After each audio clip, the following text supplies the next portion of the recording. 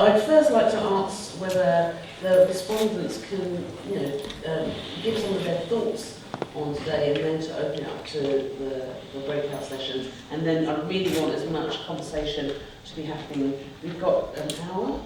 Yeah. We have an hour to have a discussion about how the day has gone and thoughts that have been emerging from it. So, Lizzie, if that's okay. Yeah, thank you. Right. This sort of today more broadly, but especially that first session, really got me started thinking about what it means to be an art historian. And actually, I'm sort of throwing back a little bit to two of the study days that BAM team did earlier this year. And I was lucky enough to go along to both of them. And one of the things I found really useful that David actually asked respondents to do, especially I think it was on the Gavin Day, was to really think about your own location, your own sort of approach to the work. And I thought that was a useful starting point for sort of my response and my approach to the conference. And this sort of tied together with Sonia's question, again, right at the beginning of the day, is how do we come to know the work? As an art historian, I think a lot of that comes down to the research that we do, but also I think it's a matter of teaching, and I think those are two really different roles, aren't they? Sort of research and publication, that sort of engagement with the critical dialogues in that way. But also, I don't know, maybe it's just because it's like week 3 of term, so I'm thinking also in terms of teaching. Somebody says, how do we come to know the work? How do we forget it? And how do we come to re-know it? And I think in a wider sense, a lot of that re-knowing can happen, or certainly should happen, I would argue, within the context of education, within, working in the university. We research and we teach. And so that was sort of, this has sort of been running through my mind as we heard Parminder and Vong and Claire talk so eloquently about their practice, and to raise the profile of the artist's voice. And that's something that actually happened in one of the breakouts that I sort of tagged onto, was this discussion, I think it was Chila Kumari Berman brought it up, about the artist's voice and the artist having a say in how they're narrativized, I suppose. When Parminder asks, am I a black artist and do I have that choice? I think that choice can sometimes be made for artists by non-artists, in the classroom, in critical text. So that was something that has been circulating in my mind, is how, as a teacher, how is an art historian working in a classroom at a university, do we make and participate in our history that acknowledges that weight? And I'm actually going to reference something that Sonia and David, you wrote in the welcome bit. As somebody that contributes to it and perpetuates the knowledge that mediates the art objects that we've been looking at. So I guess that's sort of where something that I would maybe like to have more of a discussion about is thinking about these things not only in terms of criticism that happens in texts or journals, things like that, but also how it happens in the classroom. How can we build an art history? Because the university is a central locus for the building of art histories. That acknowledges all of these things that we've talked about today, that doesn't fall into the traps, for example, that Anjali talked about in terms of Afro-modernisms, that can acknowledge questions around race and identity at the same time as questions about modernism more broadly, and the fact that those things are not always, that race and identity always maybe aren't on the table. Neither is modernism, I suppose. I think that's really helpful, Lizzie, because I was going to start off with some of my remarks in terms of what I was going to call reimagining our place in the world. And I think I might just adjust that in relation to what you said, because you use this very agile term, I think, called renowing. So I might use this, renowing our place in the world, and as a starting point for that, renowing the work. And I think that one of the things that certainly happened to me during the breakout sessions, and then that strange conjunction between the breakout session and watching the Looking for Langston film, is this question of how can I try at least to set aside some of the critical scaffolding, if you like, that kind of allows me to encounter the work. How can I kind of take that down and dismantle some of that? And I felt that both Anjali's and Courtney's papers from those two different angles, I suppose the macro and the micro, were looking at how you can dismantle that scaffolding.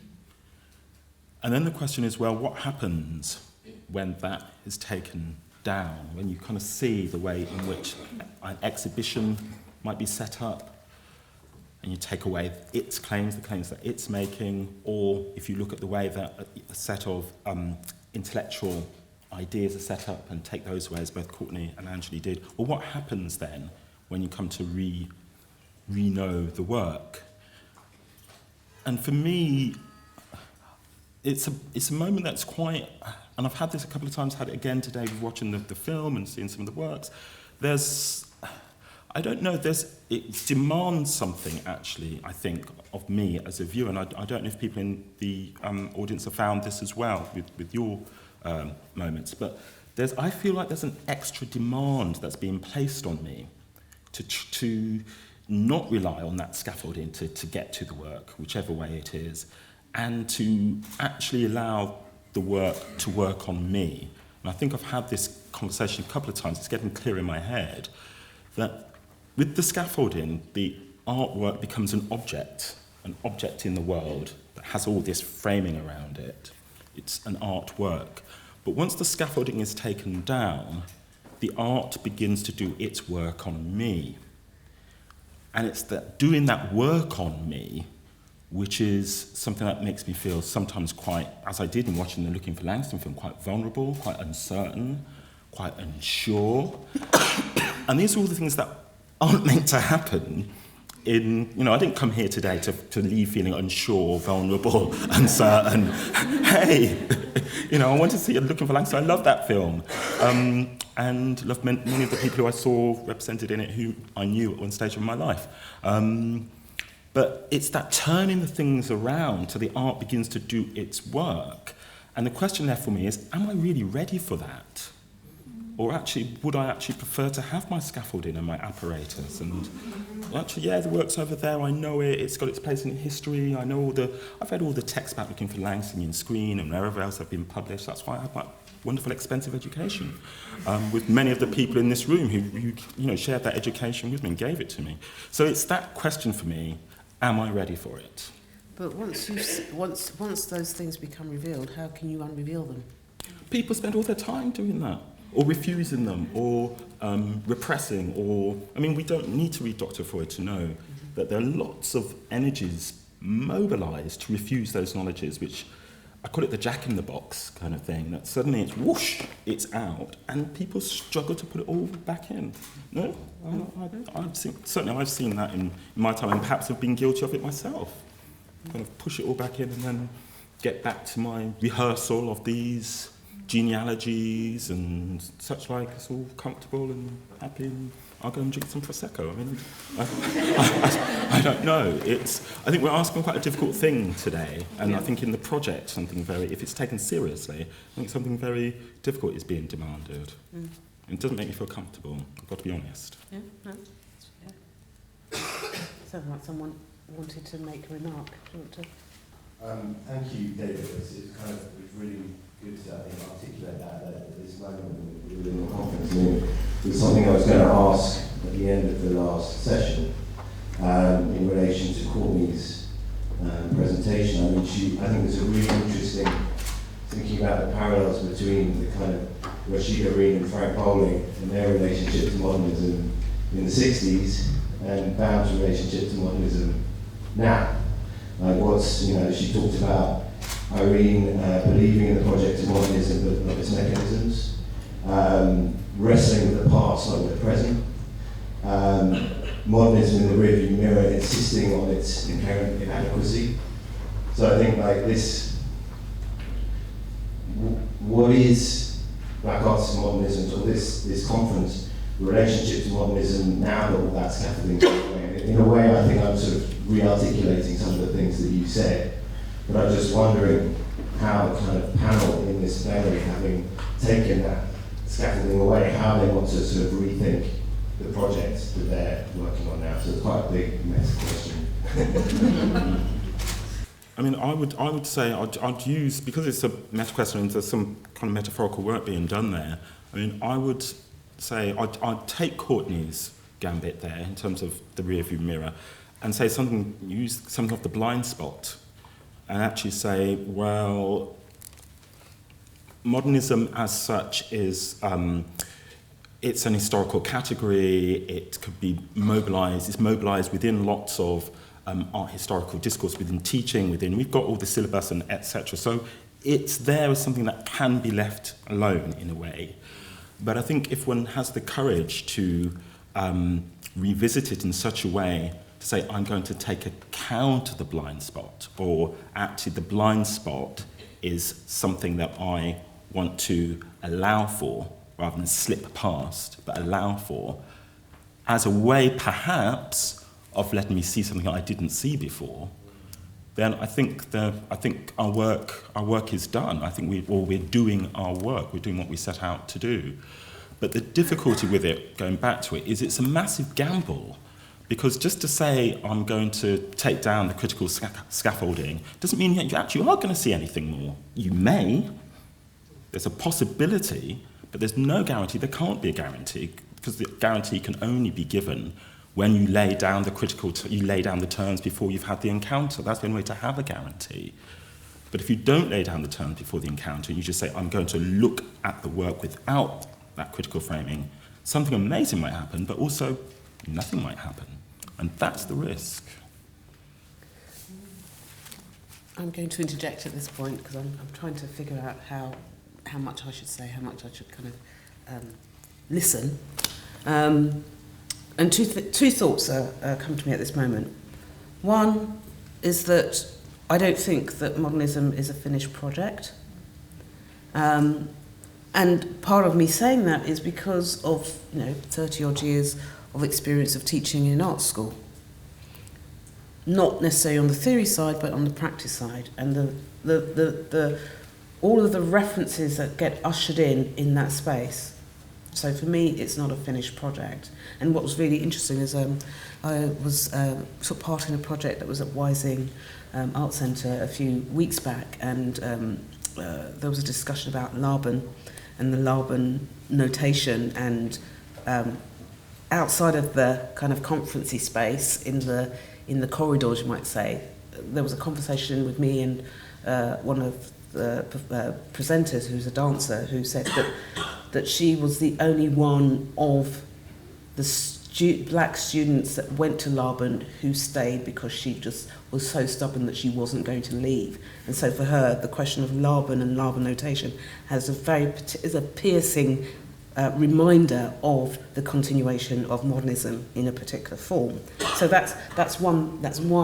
So for me, the question of modernism sits in the present still, and is alive and kicking quite well actually in the studio context. So that's one thing. I don't know that it's possible to take down the scaffolding. I think one might be able to make it a bit more bendy, but I don't think it's possible to dismantle it completely, because otherwise we lose language.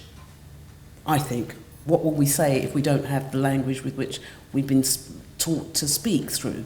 So I can't imagine how one can actually literally take the entire scaffolding down. And we always come with ourselves in our various positions. So, you know, yes, what we may be entering, part of the gambit might be entering territory where we don't quite know where it's going, but we're not going there without language. We are going there fully with language, but we're having to grapple with it as this almost this formless, in a less structured and maybe slightly more formless sense. So those are just my two responses to what's emerged. With the new and potential, does it not create something fresh and exciting to have new sets of language, new sets of frames of reference, and how we actually can analyse and not go into it? How you can deconstruct a canon, does it not create us the opportunity to set new or set a new reference? Just something to throw out there. Is that just a new scaffold? Yeah, possibly. I mean, we're looking at art history, and so my background is like lecturing, but I teach the theory of art. So I had to contend with the fact that that language will always exist, unfortunately. However, there is scope and there is a praxis that can be developed in settings like these, in the many other things that's happened before and will happen thereafter. So they're constantly creating new language. We talked about tangling, we talked about re-knowing. Language is constantly being reframed, reconstituted, and we're probably going to use that in our classrooms, our practices, in any other settings and contexts that we exist in. So therefore, by going into the unknown and being brave with that is an opportunity to also deconstruct that whilst grappling with the existing kind of structure that we didn't actually create. I also want to add that why don't we dismantle the very structures of the white supremacy, of the white cube, and of modernism, and just create our own new language and go beyond the post-colonial project. I don't know if this has been, you know, it's Black History Month, which I've grown at because I'm a freelance museum educator, and I'm only fully employed during the month of October and November. You know, I'm sorry, I'm saying lots of things, but all I'm saying, I get very depressed. I attend loads of symposiums like this. I have these wonderful conversations. I've made wonderful contacts today and last night. And then we go back to our busy lives, and we still have the same exhibitions. We still have the paucity of black artists. There's no National Museum of African and Caribbean Art in London. I've been told to get my backside to America because there'll be no jobs for me.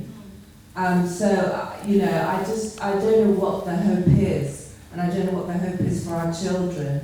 Is, you know, as a black person, should you bother studying art history in this country? Okay, I'm going to get one more response, and then I'm going to bring in Laura to feedback some of what occurred during the breakout sessions. Rick, I think I just saw you. Yeah. Thank you. I'm 63 years old, and I was in Washington for the premiere of Looking for Langston. And I remember the controversy that the film created. I remember that the Hughes estate was angry and distraught at the idea of Isaac outing Langston. And to the point that they tried to take the words out of Langston Hughes. They tried to kind of elide the words out of the film. I also remember in 1989 how radical it was for Isaac to talk about queer identities at a time when the closet was very much present and accounted for within a black cultural context. I'm saying that to say that in seeing the film again, it really re-reminds me how profoundly radical and transformative Looking for Langston was, and I was really struck by Isaac's throwaway line that Langston was his alibi.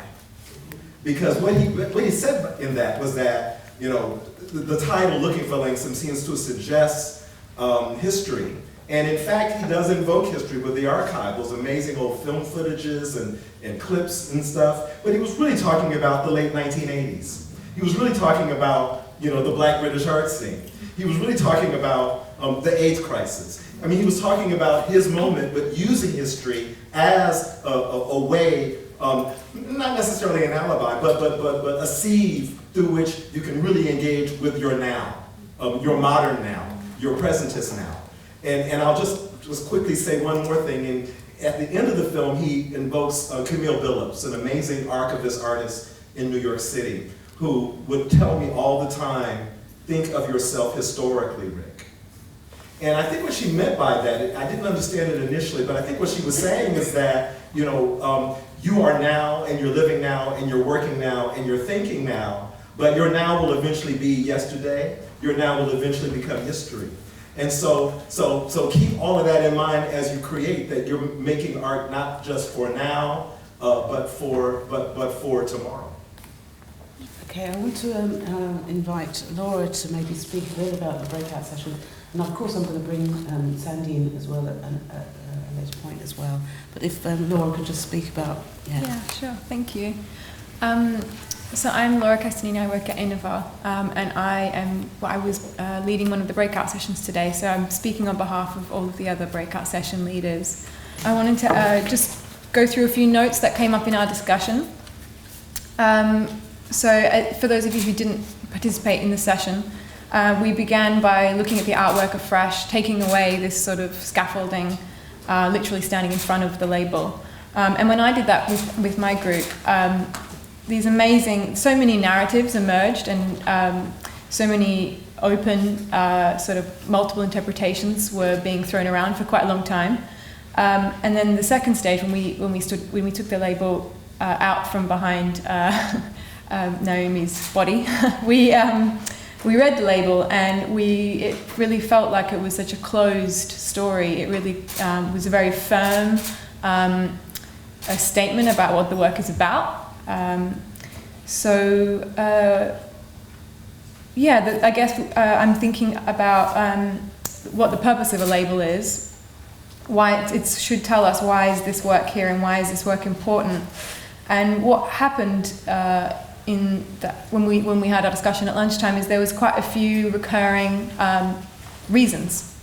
So some of the common sort of framings that we gleaned was this work is here in Tate Britain to show that this artist is not from here. They're from Pakistan, or they're from a barbershop in Jamaica.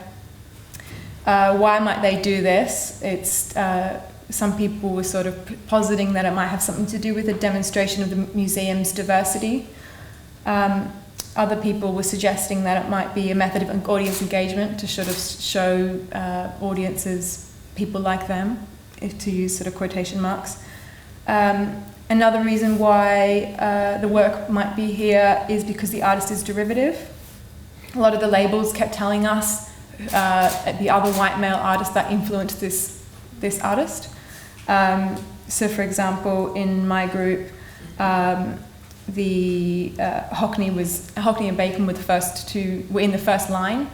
And then when we looked at the Hockney label, Hockney was talked about as a really positive, emblematic artist that would canonize the 60s, basically. And we actually read that sentence out and looked at Mirror, which was quite an interesting exercise, and we felt that actually held up maybe in a more interesting way than the line that was used for Bowling, which was the artist has reason to feel excluded. And that's my third sort of framing, is that the work here is to show that the artist was excluded, that they worked by themselves without any peers, without any dialogue with any other works, and things happened to them in a passive way without agency. Somebody, I'm sorry, I can't remember who it was, but said that work about cultural identity might need to explain that context, so being British is easy for some. And the fourth reason was that the work might be here to show that the artist is not a real artist. They're actually an engineer or a teacher, or they might be a student at the time. So sort of to conclude, I suppose, with thinking about this framing, why how it sort of bolsters a British appreciation for real British art. I know that a label is only 100 words, but we had a lot of discussion in my group because the Frank Bowling work was not purchased, it was donated in 2013 by the artist's family, unlike the other works nearby which were purchased in 1965 or 1981 or 1985. So I sort of wanted to maybe just round this up by thinking about the way that works, once they are included, how they're valued, how they're framed, and maybe think a bit more about what is this narrative of exclusion, I suppose. So I kind of wondered whether people who participated in those breakout sessions had any particular thought about the sessions, but also it's also important, I think, to get some feedback on the day, and also, of course, those of you who went to Kabina's lecture last night, whether there are thoughts that have been a kind of recurring through throughout the day, or thoughts that you want to kind of, bring forth into the room right now. So I'm looking to see if there anybody. Okay, you have. So I'd like to go back to this point about using affirmative language, as mentioned earlier on. I haven't been called the breakout session, so I can't comment on that. But connecting back to Cindy's point about white supremacy, I think in institutional setups, I think that kind of language is really important to use, because we can't deconstruct the system. I mean, scaffolding and getting rid of it sounds all very interesting, but I think it's important to be direct in the kind of language we use and what we want to achieve, because white supremacy is killing Black and Asian people and enslaving us people. And an institution like the Tate, obviously, like, in a colonial institution like the Tate, they've always got an agenda to invite the Black or the Asian person in for a conversation. Right now, for example, one example anyway, they fund, they've got connections with, there's the Baldwin collection, for example, that funds arms to Israel, that gives Palestinians. So, if you look at it right now, there's like, I can't sort of, for me anyway, an artist in my 30s, an Asian artist, a Muslim artist as well, I can't see like, an end or a stop to this issue. For me, like, the battle is like full on, and also, these elite institutions, like we're like the selected, like tokenistic Black and Asian people in this room, literally. So, the community engagement, how do you sort of open this up to other people, who are, there's a lot of, there's like refugees.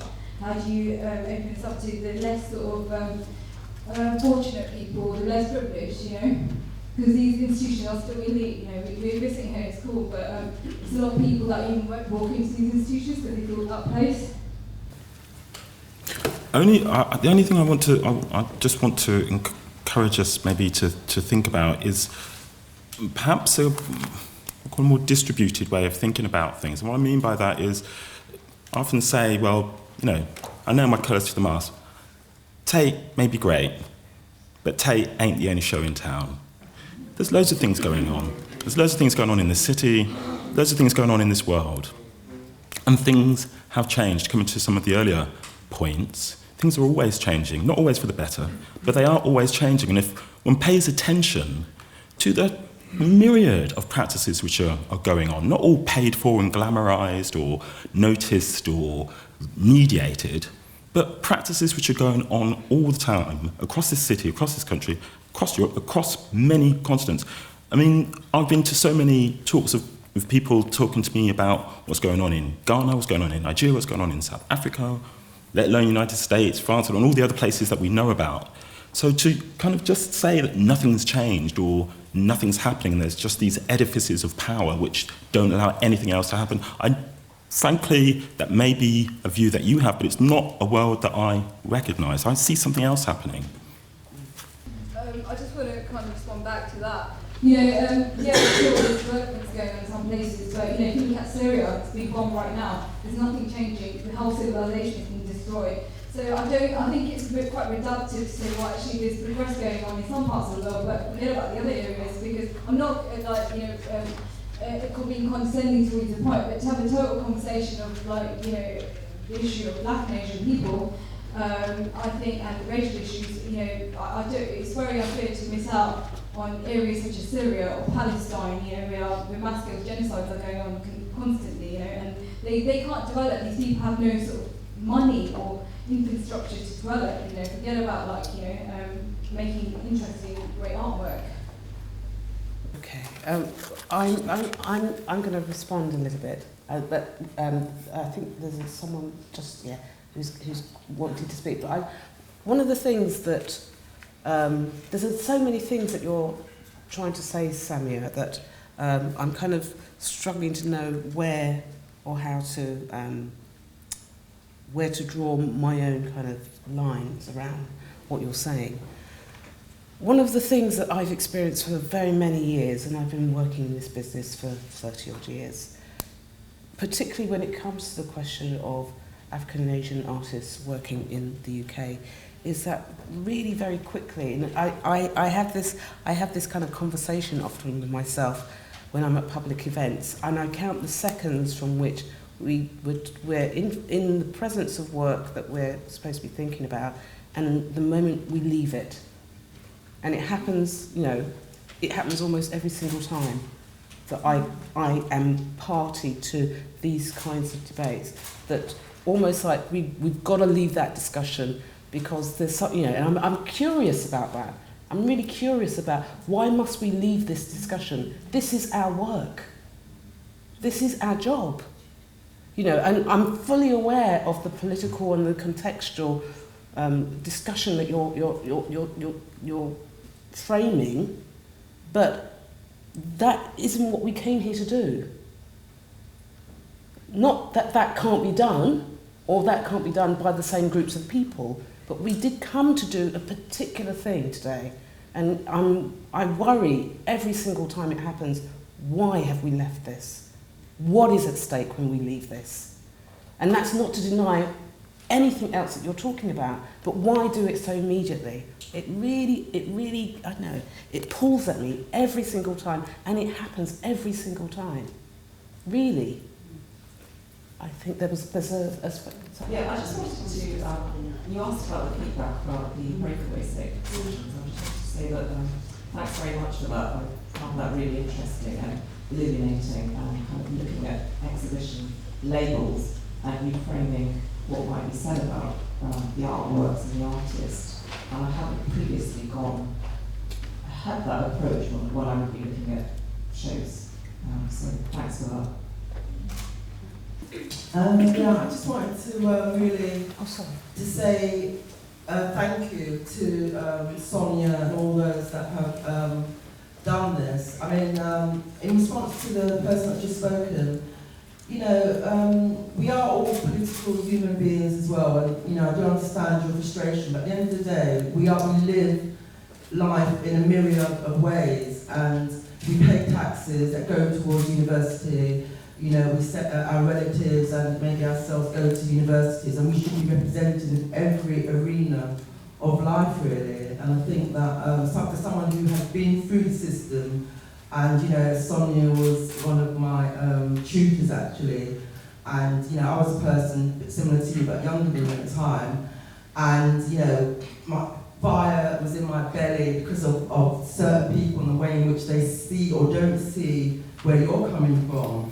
You know, and so I think that this sort of work, it may seem, it's not the same as somebody, you know, who's dying, maybe physically, but there's different ways to die, you know, and, you know, there's different kinds of people. I know for myself, I'm a very strong person, and there's no one on this earth is going to, you know, push me down, but I can say I can bear witness to people that have been pushed down because of the fact of the way in which art works, the actual way in which art is about emotion, it's about opening up, and if you let certain people get into your pores, how really they can just, without that defence, it can be a form of death, really. So I think these people, and I think I think it was Courtney who talked about being here, you know, because, and saving lives, really. I think that's what she's getting at. So we shouldn't undermine or be too restrictive in the way in which we see that, really.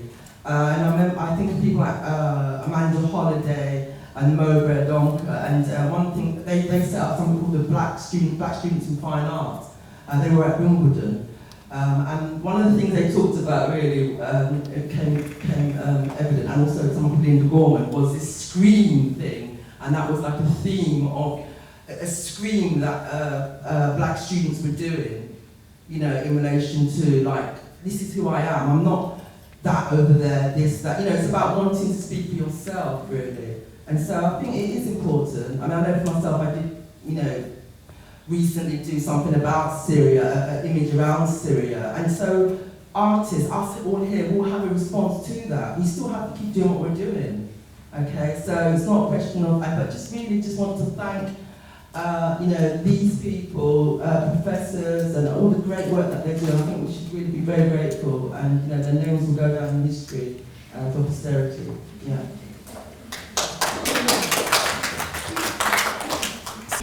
Maybe, and I'm trying to think about how to get back to some of the things that David brought up, and Sonia just said, that perhaps much of the work that is in front of us, it goes into not just recognizing and cataloging the urgencies of this world, but the sort of how to find ways of addressing them that don't diffuse all of our possibilities endlessly.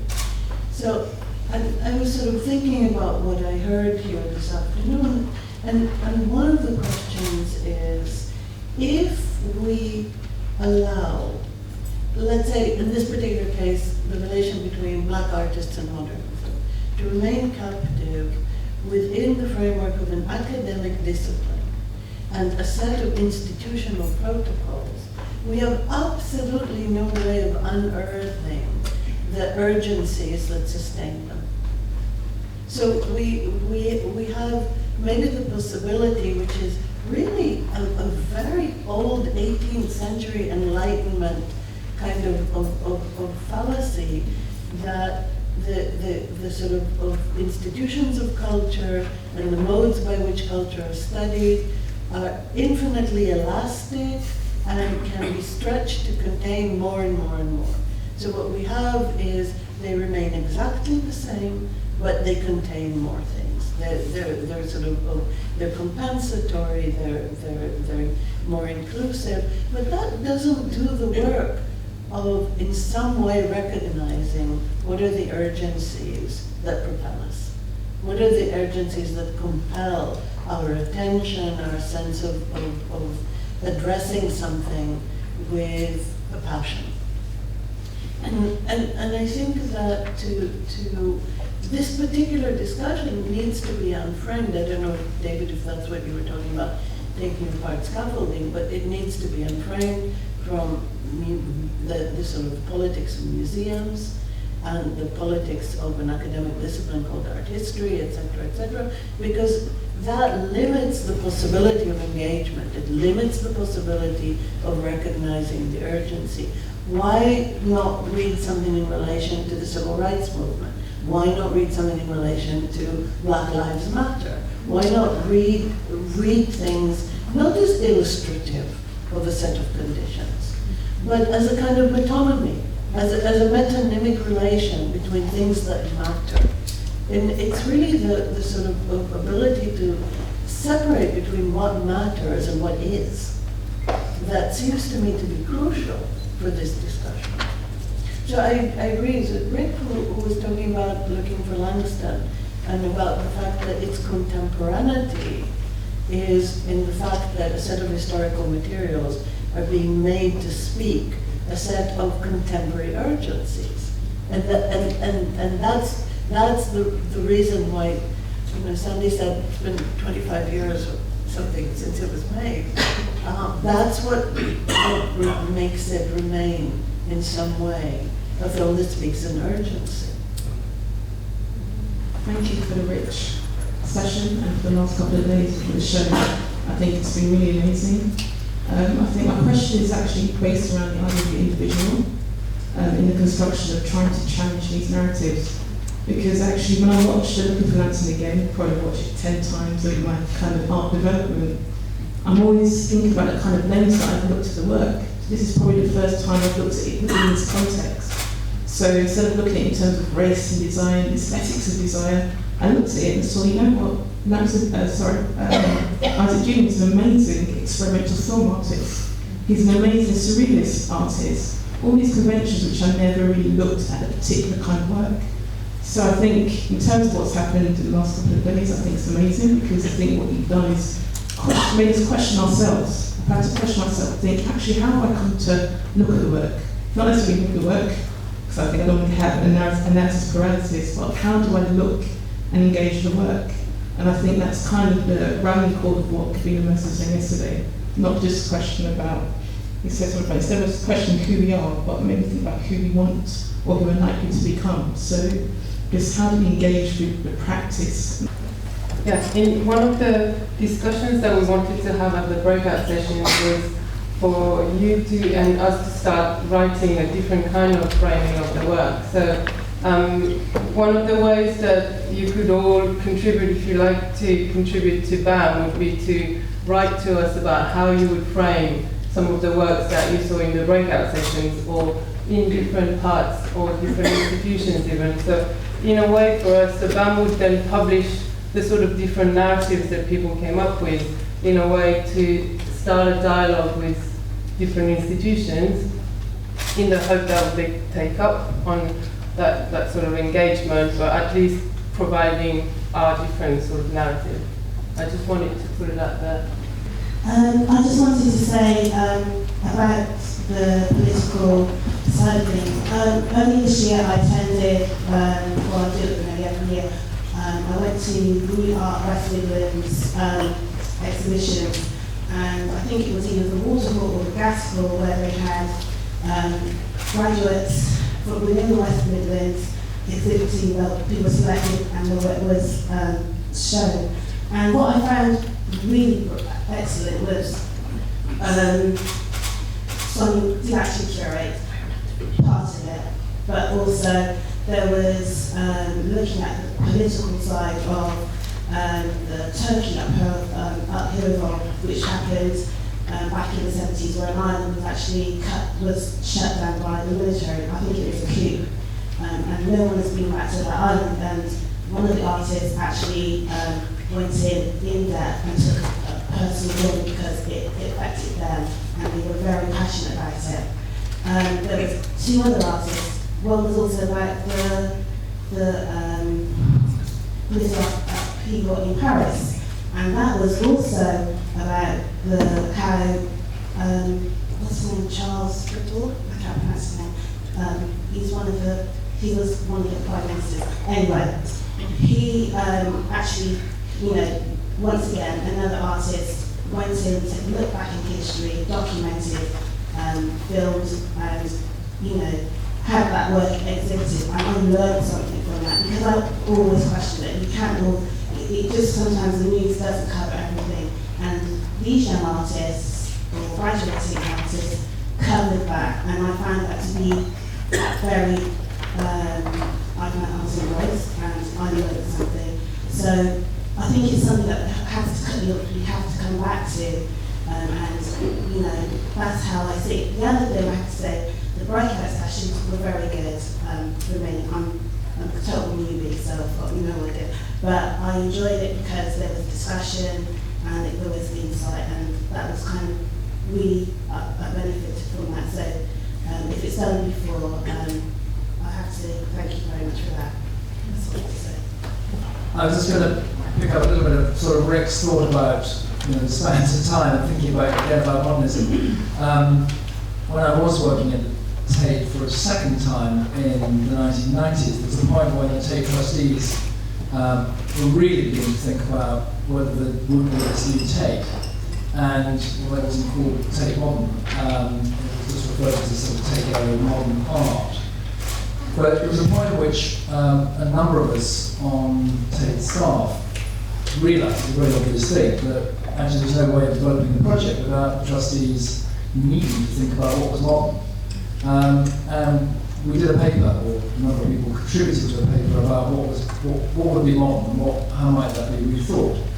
I can't remember the paper, except what I know about it thinking back is I don't think it went very far. It certainly went some way, a little way, to beginning to shift take ideas, take trustees, take thinking towards taking on about how things might be different.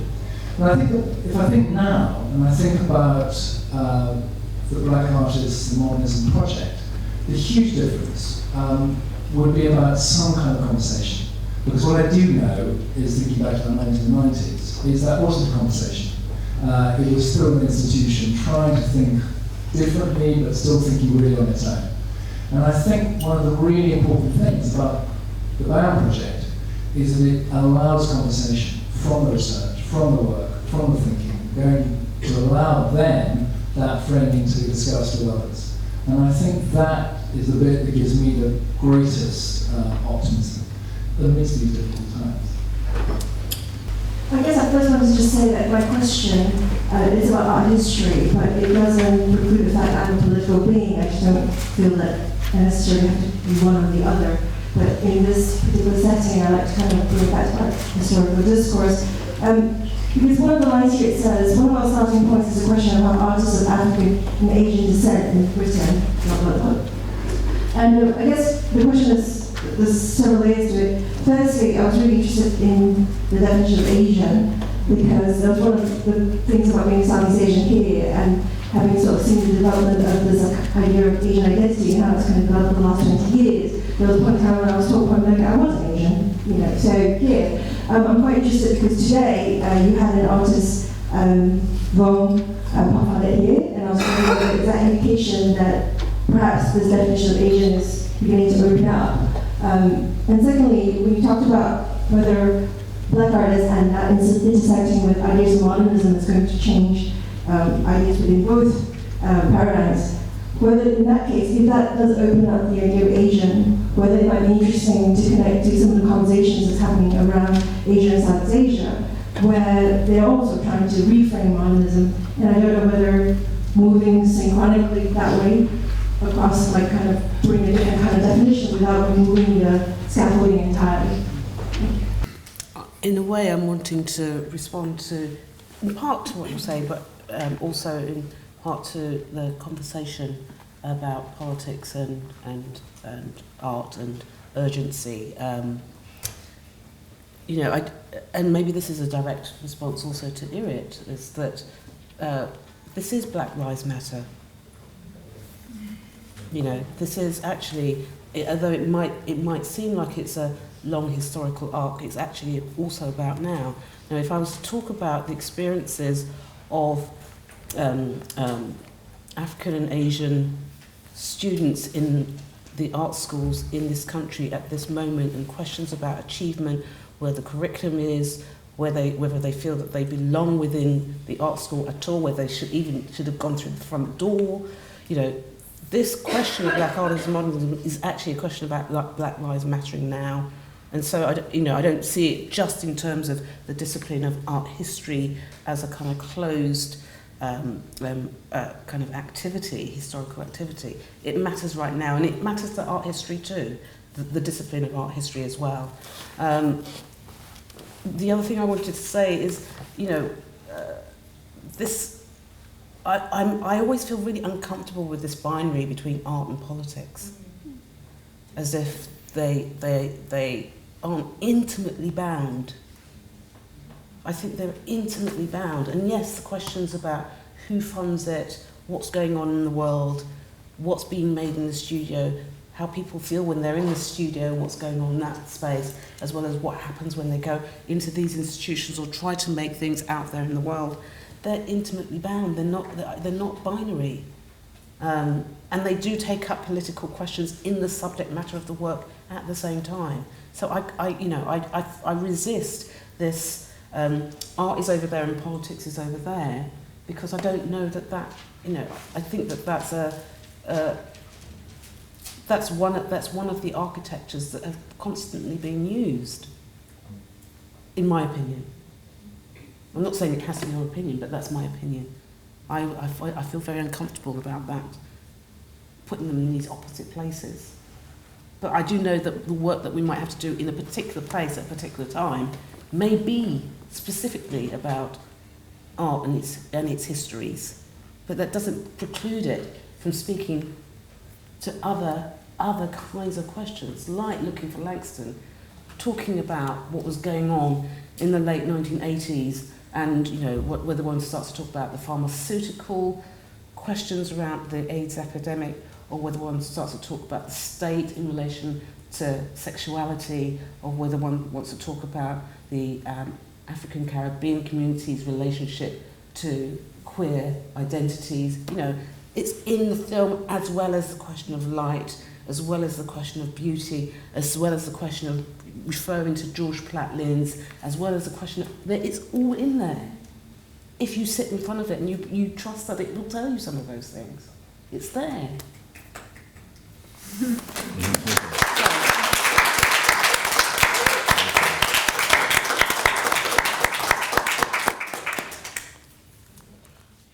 Sorry.